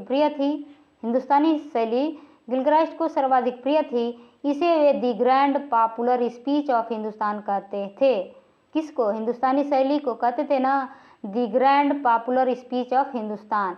कलकत्ता स्कूल बुक सोसाइटी की स्थापना सन 1817 ईस्वी में किया गया। आगरा स्कूल बुक सोसाइटी की स्थापना सन 1833 में। याद रखिएगा, 6 साल बाद, 6 साल नहीं 16 साल, 16 दूनी 32 एक 33, 16 साल बाद। कलकत्ता 17 में, आगरा 33 में। ठीक है, कलकत्ता 17 में और आगरा 33 में। विलियम कैरे ने बाइबिल का हिंदी अनुवाद सन 1809 ईस्वी में नए धर्म नियम शीर्षक से किया। सन 1809 ईस्वी में हेनरी मार्टिन ने बाइबिल का हिंदी और उर्दू दोनों भाषाओं में अनुवाद किया, बाइबिल का। ठीक है,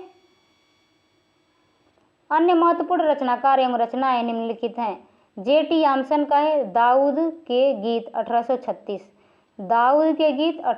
से J.T. आमसन का। जॉन म्योर का ईश्वरोक्त शास्त्र धारा 1846 ईस्वी, संत मत निरूपण 1848 ईस्वी। और J.A. शर्मन का the proper names in the old and new testaments rendered into Urdu and Hindi 1850 ईस्वी। फूलों का सर 1850 ईस्वी। पॉल का चरित्र 1852 ईस्वी। वेदांत विचार 1853 ईस्वी। मार्समैन का याद रखिए आप लोग, मार्समैन का याद रखिए आप लोग। मार्समैन का है प्राचीन इतिहास का अनुवाद 1839 है मार्समैन का। अब आगे देखते हैं, आगे पंडित रतन लाल का, इनकी रचना है कथासार 1839 ईस्वी।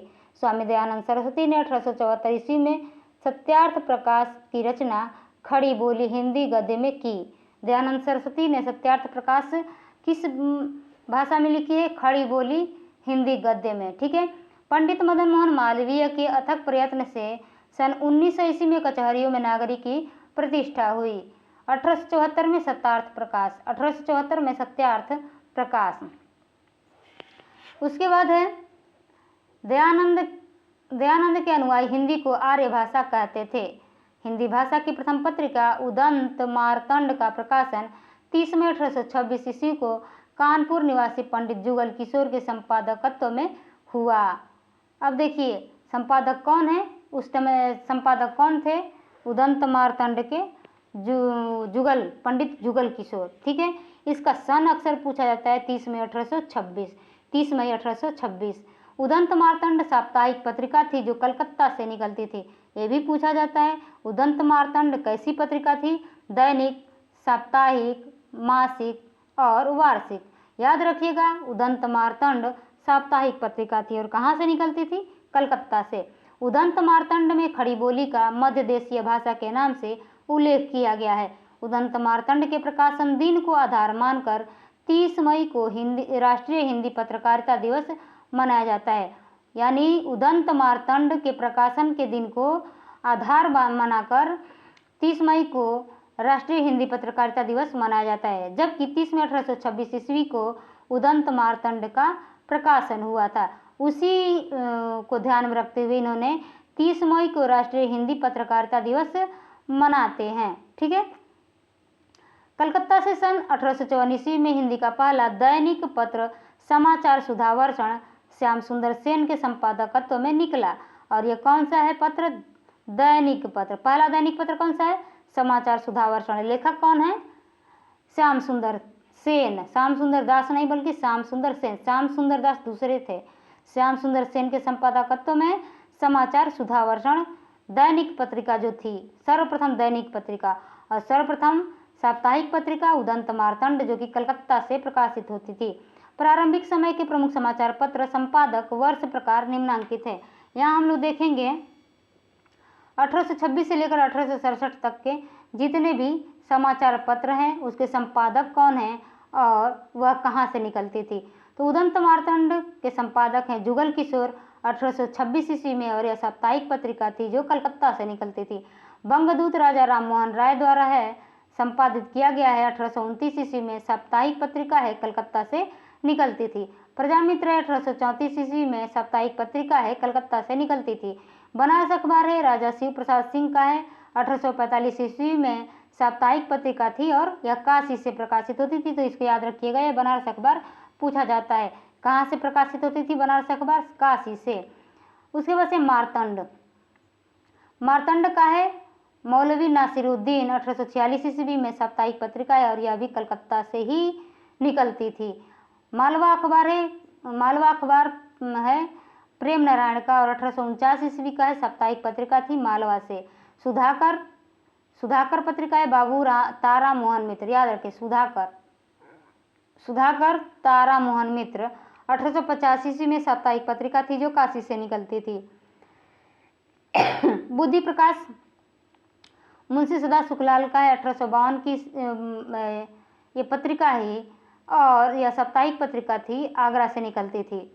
समाचार सुधावर्षण श्याम सुंदर सेन का है जो कि 1854 ईस्वी में संपादित हुई थी और यह दैनिक पत्रिका थी जो कलकत्ता से निकलती थी। देख रहे हैं यहाँ अक्सर कलकत्ता से, ये मालवा नाम में भी है, अखबार के मालवा नाम में भी है। काशी बाबू तारा मोहन मित्र का याद रखिए। उसके बाद से साप्ताहिक है, ये है आगरा का। आगरा का कौन है? मुंशी सदा सुखलाल ने आगरा से बुद्धि प्रकाश निकाला था। आगे पढ़ते हैं। प्रजाहितैषी राजा लक्ष्मण सिंह की रचना है और राजा लक्ष्मण सिंह का समाचार पत्र है। 1855 ईस्वी में इनको संपादित किया था, कलकत्ता से निकलती थी। जगत दीप भास्कर मौलवी नासिरुद्दीन 1846 की है और यह कलकत्ता से निकलती। इनकी दो, एक मार्तंड और एक जगत दीप भास्कर। लोकमित्र पत्रिका है, ईसाई मिशनरी द्वारा संपादित की गई थी 1863 ईस्वी में और यह आगरा से निकलती थी। अवध अखबार उर्दू, यह निकलती थी लखनऊ से। अवध अखबार उर्दू लखनऊ से निकलती थी। अब ज्ञानदानी पत्रिका है। ज्ञानदानी पत्रिका यह नवीन चंद्र राय के द्वारा संपादित हुई थी 1867 ईस्वी में। यह मासिक पत्रिका थी, पंजाब से निकलती थी, तो इसको याद रखिएगा पंजाब वाली को। ठीक है। तत्वबोधिनी पत्रिका 1865 ईस्वी में और बरेली से निकलती थी। वृत्त विलास 1867 ईस्वी में मासिक पत्रिका है जो जम्मू से निकलती थी। ठीक है। वृत्तांत विलास याद रखिए, वृत्तांत विलास। बंगदूत पत्रिका का प्रकाशन हिंदी के अतिरिक्त अंग्रेजी, फारसी तथा बंगला भाषा में भी होता है। हिंदी, अंग्रेजी, फारसी, बंगला 4 भाषाओं में बंगदूत पत्रिका का प्रकाशन होता है। बनारस अखबार के विरोध में तारा मोहन मित्र ने सुधाकर पत्रिका का प्रकाशन किया। अब देखिए, बनारस अखबार के विरोध में इन्होंने, तारा मोहन मित्र ने सुधाकर पत्रिका का प्रकाशन करना शुरू कर दिया। मुंशी सदा सुखलाल की पत्रिका बुद्धि प्रकाश नरुल बाजार का हिंदी रूपांतर है, हिंदी रूपांतर थी। पंडित बंशीधर ने आगरा से हिंदी उर्दू का एक पत्र निकाला था जिसके हिंदी कालम का नाम भारत खंडामृत तथा उर्दू कालम का नाम आबे हयात था। अब देखिए, 2 कालम में निकलती थी हिंदी उर्दू पत्रिका निकलती थी बंशीधर का जो कि आगरा से निकलती थी। उसमें एक हिंदी के कॉलम में भारत खंडामृत और उर्दू के कॉलम में आबे हयात से निकलती थी। ठीक है। गारसादा तासी एक फ्रांसीसी विद्वान थे जो पेरिस में हिंदुस्तानी या उर्दू के अध्यापक थे। गारसादा तासी को हम लोग जब हिंदी साहित्य का इतिहास शुरू कर रहे थे तभी हम लोग उनको पढ़ लिए हैं। इनकी कौन कौन सी रचनाएं हैं, कब कब प्रकाशित हुई थी, ये सब। ताशी ने सन 1836 ईस्वी में हिंदुस्तानी साहित्य का इतिहास 1836, जो कि ताशी के द्वारा इस पुस्तक की रचना की गई थी, हिंदुस्तानी साहित्य का इतिहास। ताशी उर्दू भाषा के कट्टर समर्थक थे, जिसके कारण वे हिंदी को एक भद्दी बोली कहते थे। ठीक है, भद्दी बोली किसने कहा है? गारसादा ताशी ने।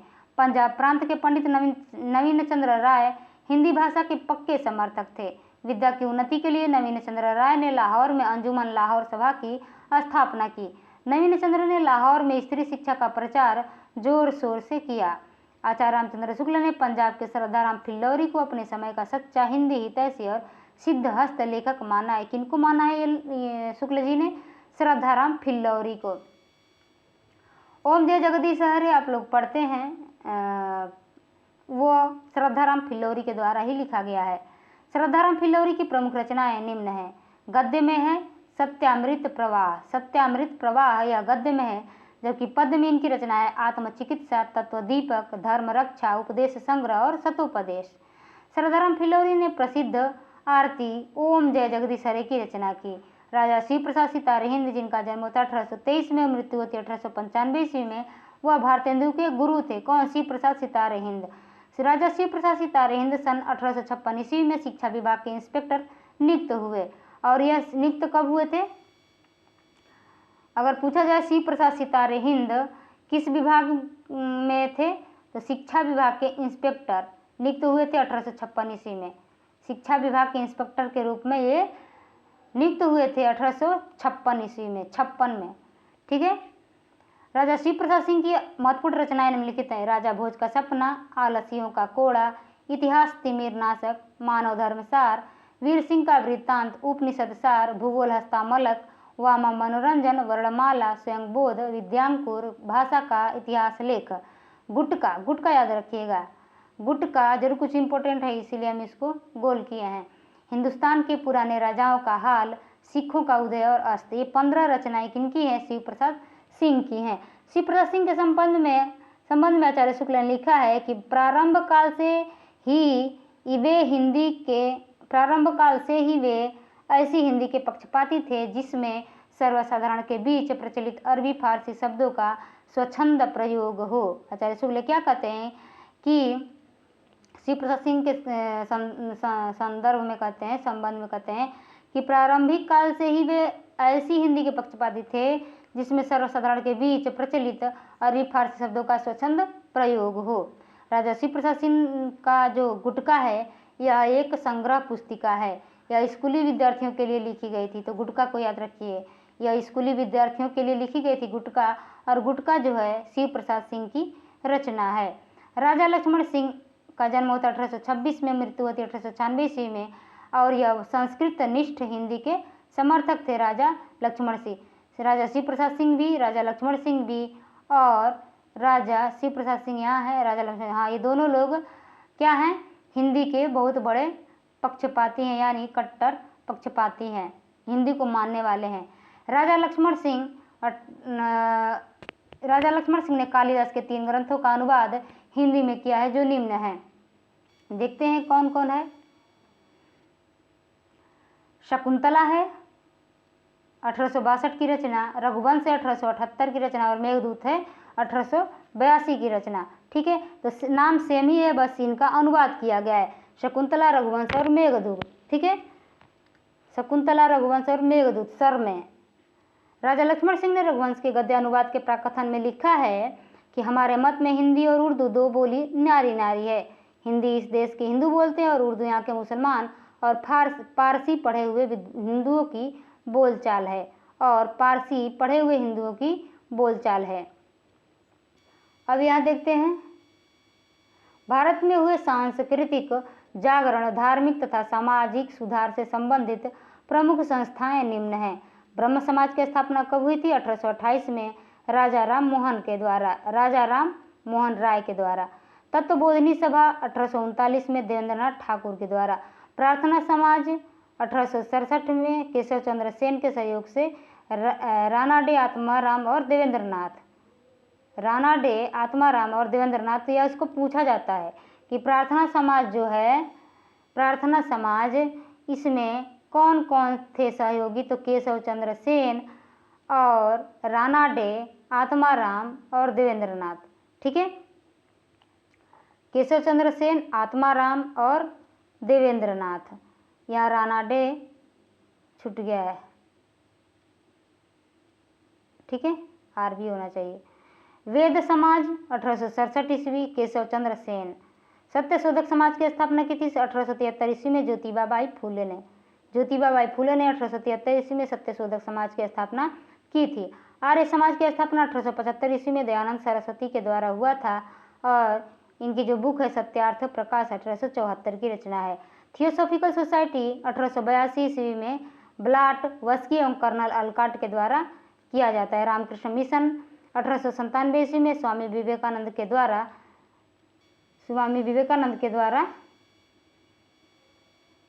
रामकृष्ण मिशन की रामकृष्ण मिशन का स्थापना हुआ स्वामी विवेकानंद के द्वारा। अब देखते हैं हिंदी नाटक का विकास। अब हम लोग पढ़ते इसमें नवगीत को हम लोग कवर किए, हिंदी गज़ल कवर किए, दलित कविता का विकास हम लोगों ने देखा, हिंदी गद्य का विकास देखा। अब हम लोग पढ़ने वाले हैं हिंदी नाटक का विकास। ठीक है, मोस्ट इम्पोर्टेंट टॉपिक हिंदी नाटक का विकास। हमको लगता है ये लास्ट पेज है, नहीं एक पेज और है। ठीक है, 40 तक हम लोग पढ़ेंगे।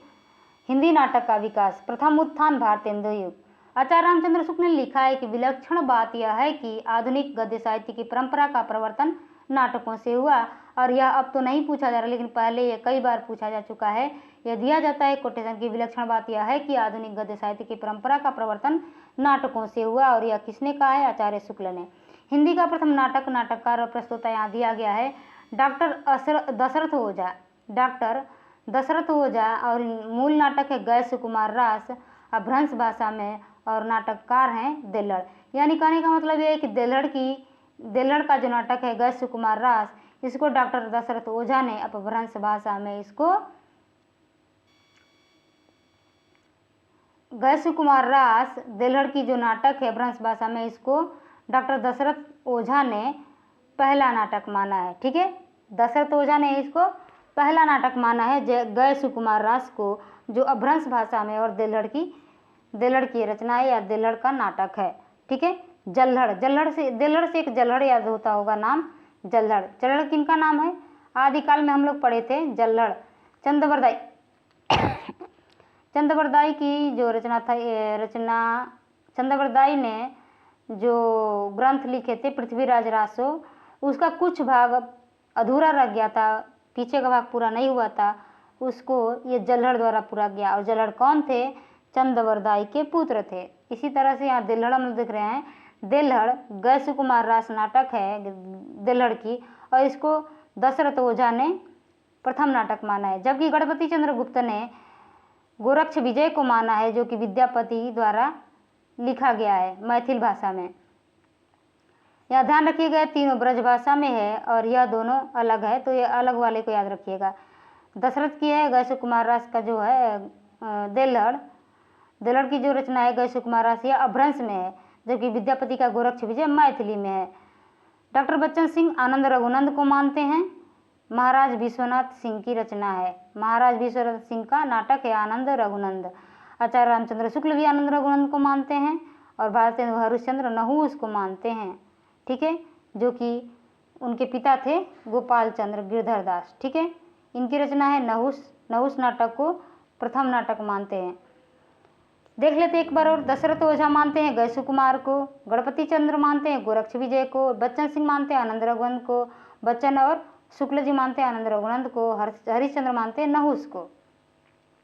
गय सुकुमार है देल्हड़ की, गोरक्ष विजय है विद्यापति की, आनंद रघुनंद है विश्वनाथ सिंह की, और नहुस है गिरधर दास की। ठीक है, गय सुकुमार है भ्रंश भाषा में, गोरक्ष विजय है मैथिली भाषा में, बाकी आनंद रघुनंद और नहुस ब्रज भाषा में।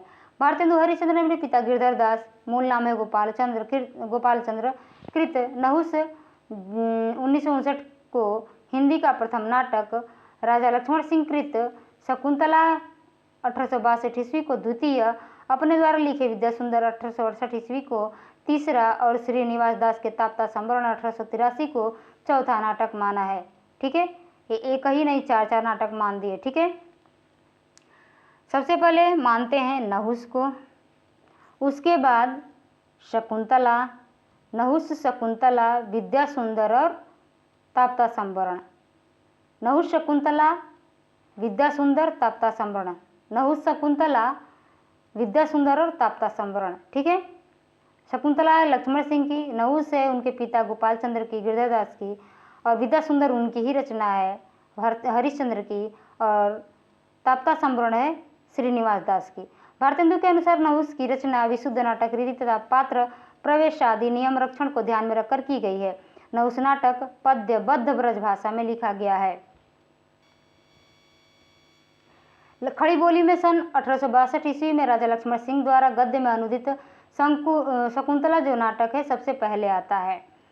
अब यहाँ दिया गया हिंदी भाषा के अन्य प्रमुख नाटककार एवं नाटक निम्नलिखित हैं। प्राणचंद चौहान का है रामायण महानाटक 1610 की रचना है जो ब्रजभाषा में। रघुराय नागर का है सवासार 1700 की रचना है ब्रजभाषा में। अमानत का है इंदर सभा 1853 की रचना है ब्रजभाषा में और इसे गीति नाट्य भी कहा जाता है। यशवंत सिंह का है प्रबोध चंद्रोदय 1643 की रचना है ब्रजभाषा में। गुरु गोविंद सिंह का है चंडी चरित्र ब्रजभाषा में है ये नाटक। बनारसी दास का है समयसार नाटक ब्रजभाषा में 1663 ईस्वी में। कृष्ण जीवन लक्ष्मीराम का है करुणाभरण जो ब्रजभाषा में 1657 ईस्वी में। नेवाज का है शकुंतला ब्रजभाषा में 1680 ईस्वी में, जबकि प्रद्युम्न विजय है गणेश कवि का 1863 में। प्रद्युम्न विजय 1863 में। अब आगे देखते हैं। अमानत कृत इंदर सभा एक आपेरा गीति नाट्य है। अंग्रेजों द्वारा प्रथम रंगशाला प्ले हाउस नाम से सन 1776 ईस्वी में कलकत्ता में स्थापित किया गया था। प्रथम रंगशाला कहाँ? प्ले हाउस के नाम से कलकत्ता में स्थापित किया गया। प्रथम रंगशाला प्ले हाउस के नाम से कलकत्ता में 1776 ईस्वी में स्थापित किया था। सन 1777 ईस्वी में कलकत्ता थिएटर की स्थापना हुई थी। 1776 में क्या दिखा हम लोगों को? प्ले हाउस नाम से स्थापना हुई और 77 में कलकत्ता थिएटर की स्थापना हुई। ठीक है, कलकत्ता में स्थापना हुई प्ले हाउस के नाम से और प्ले हाउस का नाम बदलकर कलकत्ता थिएटर कर दिया गया। आधुनिक हिंदी का पहला अभिनीत नाटक शीतला प्रसाद त्रिपाठी का जानकी मंगल माना गया है, जो 1868 ईस्वी में काशी में खेला गया और जिसमें लक्ष्मण का अभिनय भारतेंदु हरिश्चंद्र ने किया है। शकुंतला के अभिनय में प्रताप नारायण मिश्र का अपने पिता से मूछ मुड़ाने के लिए आज्ञा मांगना प्रसिद्ध है। जब नाटक के लोग खेल रहे थे उसमें प्रताप नारायण मिश्र अपने पिता से कहते हैं मूछ मुड़ाने की आज्ञा लेते हैं कि मैं मूछ अपना नहीं रखूंगा, ऐसा इसमें लिखा गया है। सही अर्थ में भारतेंदु हरिश्चंद्र को ही नाट्य विधा का प्रवर्तक माना जाता है।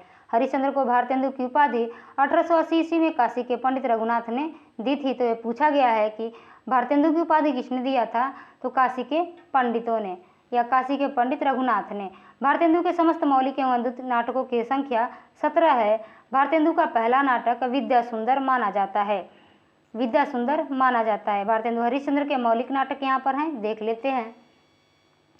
वैदिक हिंसा, प्रेम बलि, भारत नील, अंधेर सती, ऐसे ट्रिक बनाकर इसको याद करना पड़ेगा क्योंकि इसको क्रम से भी लगाने के लिए आता है कई बार।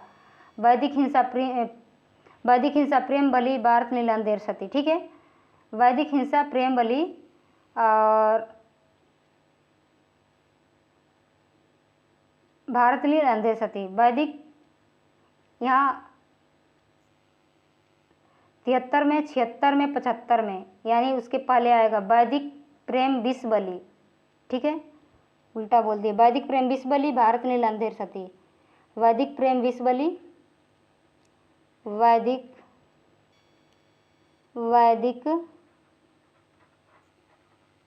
प्रेम विष बलि, भारत नील, अंधेर सती। वैदिक प्रेम विष बलि, भारत नील, अंधेर सती। ठीक है, वैदिक से हो जाएगा वैदिक की हिंसा, हिंसा न भवती 1873 की रचना है या नाटक है। और यह प्रहसन माना जाता है, ठीक है, हास्य वाला माना जाता है प्रहसन। और इसका विषय है सामाजिक धार्मिक विसंगति पर व्यंग इन्होंने किया है। व्यंग के आधार पर, प्रहसन के आधार पर इन्होंने सामाजिक धार्मिक विसंगति पर इन्होंने कड़ा प्रहार किया है। और है प्रेम, प्रेम से हो गया प्रेम जोगिनी 73 के बाद 75, वैदिक प्रेम बिस्वली भारत नील अंधेर सती। प्रेम जोगिनी 1875 की रचना, यह 4 अंकों की नाटिका है और इसका विषय है काशी के धर्माडंबर का छायाचित्र। उसके बाद है विस्वली यानी विशस्य भीष्मौषधम 1876 की रचना है, जो एक भाण एक पात्रीय नाटक है, इसे भाण कहा जाता है, ध्यान रखिएगा। पहले वैदिक हिंसा हिंसा न भवती को प्रहसन और विशस्य भीष्मौषधम को भाण कहा जाता है। भाण का मतलब एक पात्रीय नाटक, उस नाटक में एक ही पात्र होता है। बड़ौदा के गायकवाड़ के गद्दी से उतारे जाने तथा सयाजीराव के उनके स्थान पर बिठाए जाने की घटना पर आधारित है ये। अब देखते हैं चंद्रावली। चंद्रावली है 1876 की क्षेत्र का नाटक है, जो नाटिक है, नाटिक नहीं नाटिका। और इसमें वैष्णव भक्ति और प्रेम तत्व का चित्रण है। भारत दुर्दशा 1880 का है। यह नाट्य या रासक या लास्य रूपक इसको कहा जाता है कि रासक या लास्य रूपक किसे कहा गया है, रासक या लास्य रूपक भारत दुर्दशा को, ठीक है। और इसमें जो विषय है वो है भारतवर्ष के तत्कालीन परिस्थिति का चित्रण व अंग्रेजी राज्य की अप्रत्यक्ष निंदा हो रही है इसमें। नीलदेवी 1881 की रचना गीत रूपक है। यह राजपुतानी आन बान एवं नारी व्यक्तित्व, राजपुतानी आन बान एवं नारी व्यक्तित्व की प्रतिष्ठा ऐतिहासिक गीति रूपक है। इसमें दिखाया गया है भारत वैदिक प्रेम बिस्वली भारत नील अंधेर सती। अंधेर सती यानी अंधेर नगरी, अंधेर नगरी है, अंधेर नगरी 1881 की। और यह प्रहसन है। इसमें राजा की मूर्खता, अन्याय और अंधेर गर्दी पर तीखा व्यंग्य किया गया है। और अंधेर नगरी नेट के सिलेबस में भी है, ठीक है। अंधेर नगरी भारत नील अंधेर सती। और लास्टवा है जो 8वां है सती यानी सती प्रताप, सती प्रताप यहाँ नहीं है,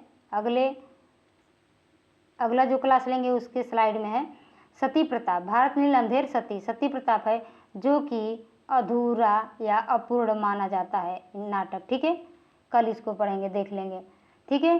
तो वैदिक प्रेम बिस्वली भारत नील अंधेर सती, इसी को आप लोग रटिएगा तो इसमें 8 इनका नाटक आ जाएगा, ठीक है। जबकि ये मौलिक नहीं अनुदित नाटक है, यहाँ आप लोग देखे हैं, ओ सॉरी मौलिक नाटक है, अनुदित नाटक बाद में है, ठीक है। मौलिक नाटक ही आम, मौलिक नाटक हो गया 8, आम से 8, आम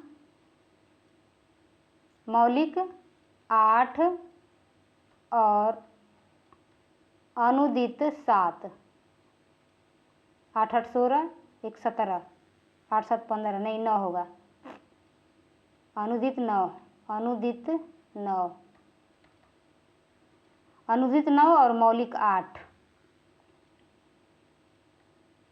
अनुदित 9 नू आ गया, अनुदित में 9 और मौलिक में 8, ठीक है।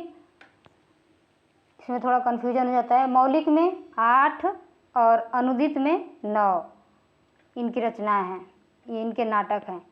तो इस तरह से हम लोगों ने आज की क्लास में नाटक तक हम लोग प्रवेश कर लिए हैं। कल टोटल नाटक हम लोग ख़त्म करेंगे और आप लोग इसको पढ़ते रहिए, रिवीजन करते रहिए। आज की क्लास कैसी लगी कमेंट करके ज़रूर बताइएगा। मिलते हैं अगले क्लास में, तब तक के लिए धन्यवाद।